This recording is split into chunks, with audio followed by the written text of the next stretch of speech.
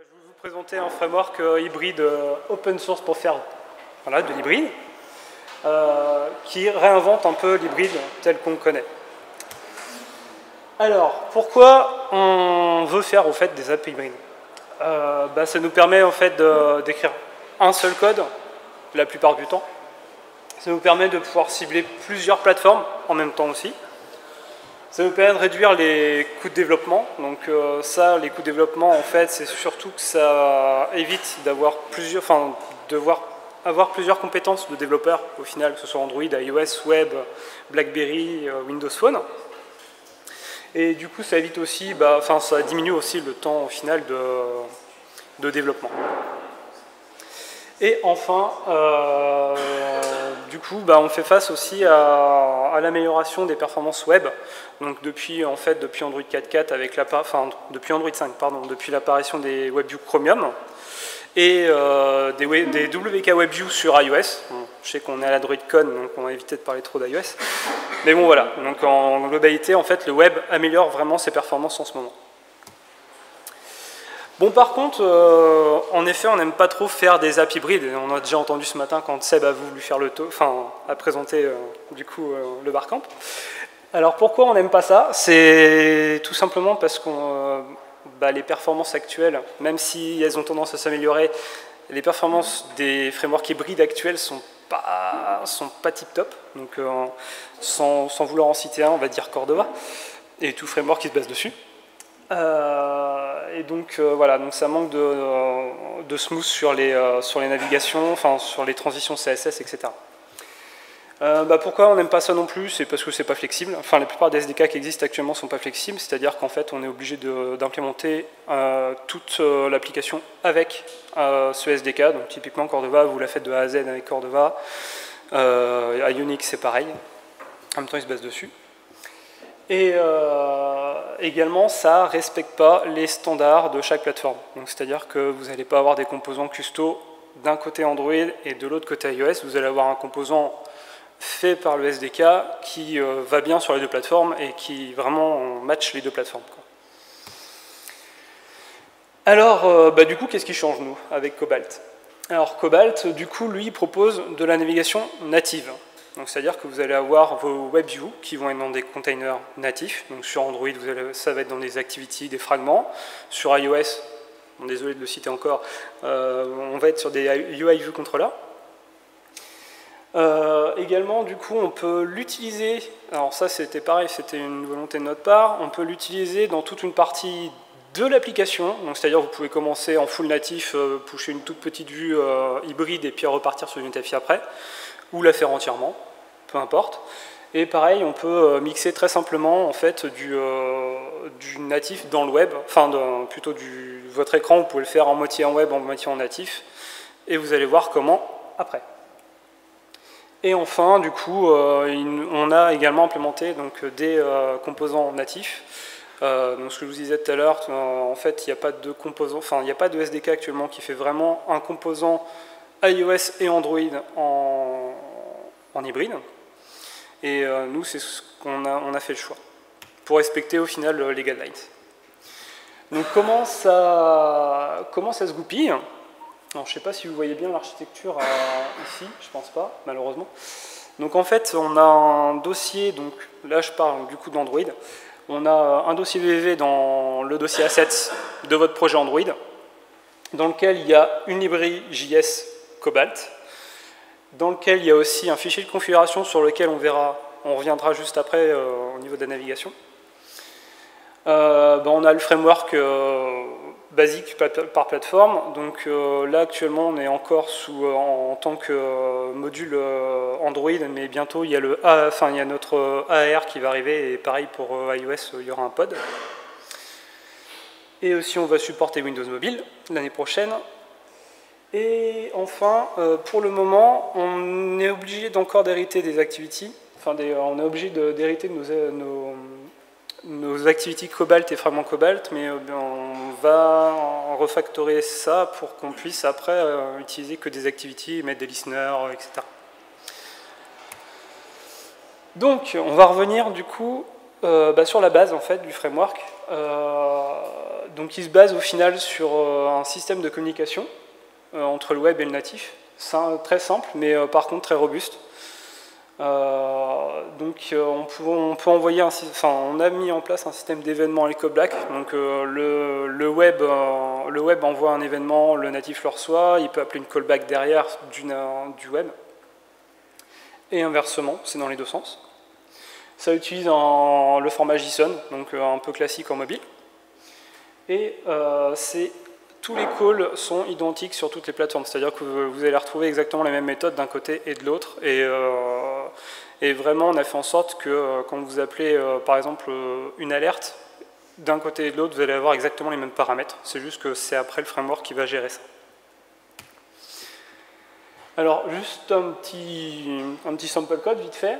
Donc du coup ici vous avez le call qui est fait via le JS, donc cobalt.sendEvent, l'événement, le data qui est du JSON, et la callback en fait qui va être une string qui identifie votre callback.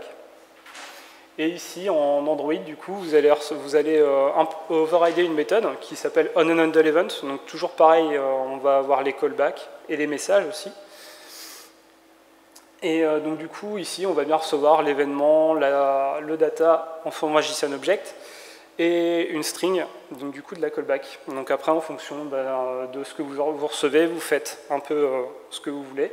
Et après, du coup, on peut renvoyer facilement une callback à la WebView via une méthode toute simple, c'est une callback. Voilà. Et donc inversement, du coup, en Java, on va pouvoir envoyer un événement avec les données et la callback cette fois native. Donc du coup, on va pouvoir implémenter la méthode juste avant dont je parlais, onAndCallback. Callback. Et côté JS, c'est très simple en fait. On va appeler du coup une méthode qui initialise Cobalt côté JS. Et après, vous allez pouvoir catcher tous les événements que vous voulez. Donc là, typiquement, c'est l'événement event, tout bête. Et renvoyer également une callback côté natif. Ensuite, donc du coup, le deuxième point le premier point du coup qui est important sur pourquoi Cobalt change la façon de faire des apps. Donc du coup, c'est qu'on a des transitions qui sont spécifiques aux plateformes. Pour ceux qui ne connaissent pas les animations côté Android et iOS, donc à gauche vous avez une animation iOS et à droite une animation Android. Donc on voit que c'est vraiment pas les mêmes. Donc du coup côté iOS vous allez avoir un push qui se fait en slide in, slide out, slide in, pardon. Et sur Android en fait vous allez avoir l'activity qui apparaît depuis le back. Ensuite, on a implémenté différents types de navigation, donc le push, le pop to qui vous permet de revenir, de simuler en fait le up navigation d'Android. Donc vous allez pouvoir revenir à une vue précise. Model dismiss, donc ça c'est un peu plus iOS, mais on a tendance à le faire un petit peu sous Android quand même quand on veut mettre un formulaire et puis après typiquement le login Facebook. Voilà. Et tout ça, en fait, on va pouvoir le faire avec des animations ou pas et envoyer des données en fait à la prochaine vue. Donc vous allez pouvoir passer des données d'une vue à l'autre et inversement quand vous faites des pop et des dismiss.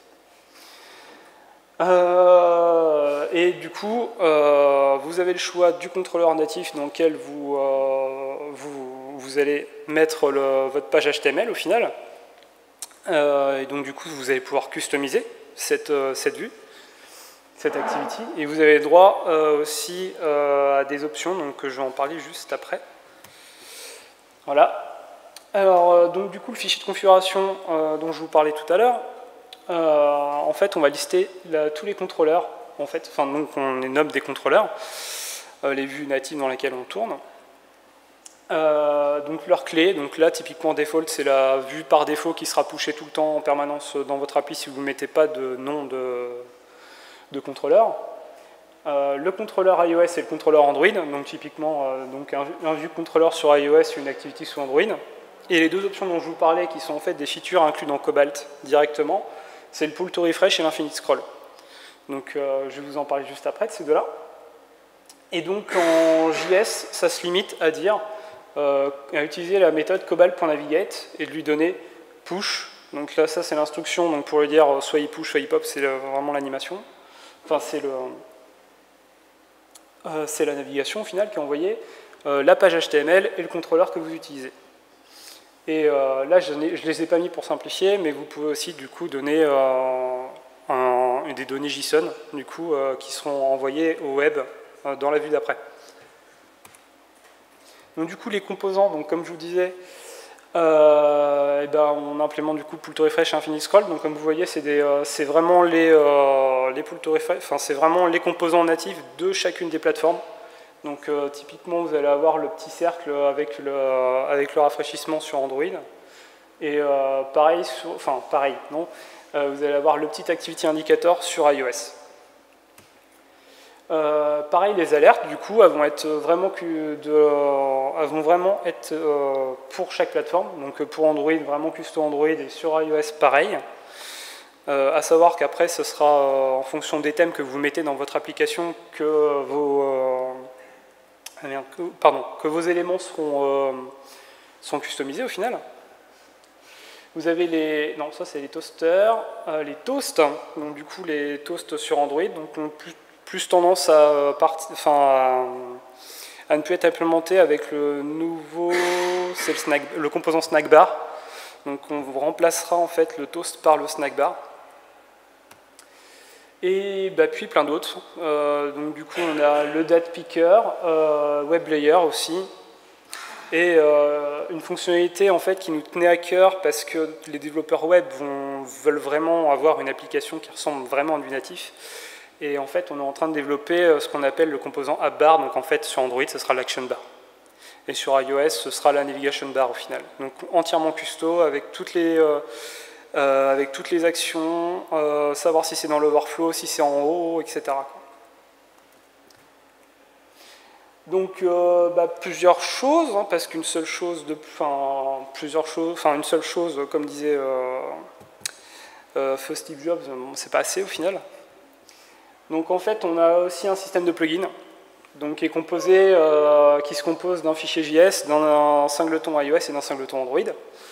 Les messages sont reçus du web par le singleton, et après vous faites vraiment ce que vous voulez. Donc après vous pouvez pusher une nouvelle vue, par exemple pour un slideshow de photos, c'est-à-dire qu'on va on va faire un plugin slideshow de photos, en entrée on va avoir les URL de toutes les photos, et après on va pusher une vue avec un slider de photos qui va afficher toutes ces photos, par exemple. Donc actuellement, les plugins qu'on a à disposition, on a l'Action Picker, donc ça c'est un composant typique iOS. App Info, donc là qui va récupérer les numéros de version, la localisation du téléphone, etc. Donc ça pour faire la localisation côté web. Donc aussi un plugin de Geoloc, un plugin PubSub. Donc ça vous permet en fait d'enregistrer vos WebViews sur plusieurs canaux, et elles vont envoyer et recevoir des messages si elles s'inscrivent ou pas à ces canaux.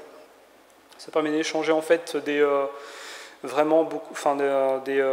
données entre plusieurs WebViews. Et aussi un plugin de web service. Et on est en train de travailler donc sur plusieurs plugins, donc Contact, Full Screen Image, donc pour afficher une vue en plein écran, un photo picker, un slideshow de photos, comme j'en parlais juste avant, un lecteur vidéo et encore plein d'autres. Donc également on a un CLI, parce qu'on a vu que ça avait l'air d'être important au final, parce qu'on a vu qu'Ionic le faisait, et du coup c'est super intéressant. Donc du coup ça vous permet de créer une application à partir des sample apps qui existent sur nos repos GitHub en fait.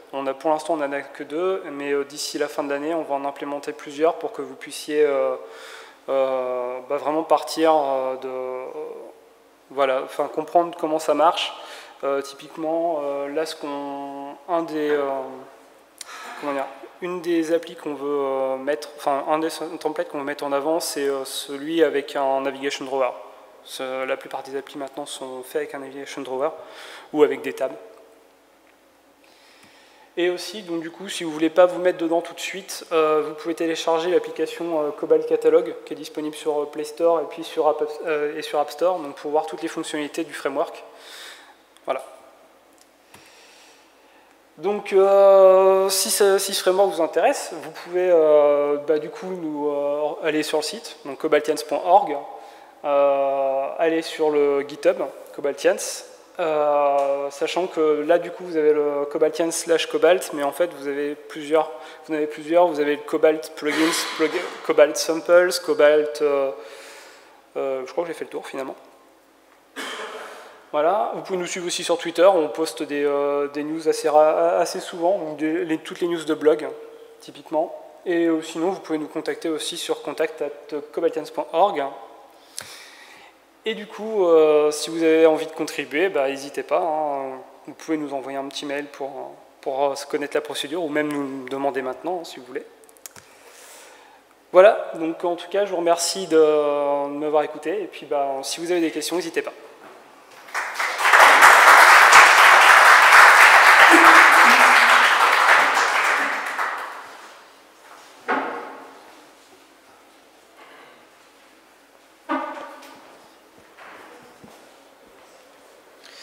D'après ce que je comprends, donc du coup, si vous utilisez la navigation native, ça veut dire que vous chargez différentes WebViews pour pouvoir avoir des... C'est ça. Et donc du coup, est-ce qu'il y a du préloading de la WebView suivante ou... Alors en fait, du coup, toutes les instructions de loading, justement, sont faites sur le onCreate. C'est-à-dire le plus rapidement possible dans le cycle de vie de l'activity au final et du fragment, pour qu'on puisse avoir un loading assez rapide. Malheureusement, comme vous voyez sur le sample de push, en fait, vous voyez encore un petit blink sur Android qui dure mais quelques millisecondes, enfin c'est 10 millisecondes quoi que ça dure, mais on n'arrive pas encore à avoir un rendu vraiment au top où vraiment la page est chargée. Sur iOS, c'est pas le cas, on arrive à avoir la vue qui s'affiche tout de suite avec tout le contenu, mais pas encore sur Android, malheureusement. Moi j'ai une question aussi. Ouais. Comment se passe l'intégration avec ProGuard du coup, parce qu'il y a une callback qui est affichée dans le monde Java. Ouais. Et je suppose qu'il y a des règles qui sont fournies avec le projet. Donc en termes de callback? Ouais, pour d'obfuscation en fait. En fait, non, c'est au niveau, pour l'instant, c'est au niveau du fragment que c'est fait. Et en fait, à partir du moment où on hérite du fragment, on implémente obligatoirement tous les overrides. Donc toutes les réceptions de messages, en fait, vont être reçues par le fragment en lui-même.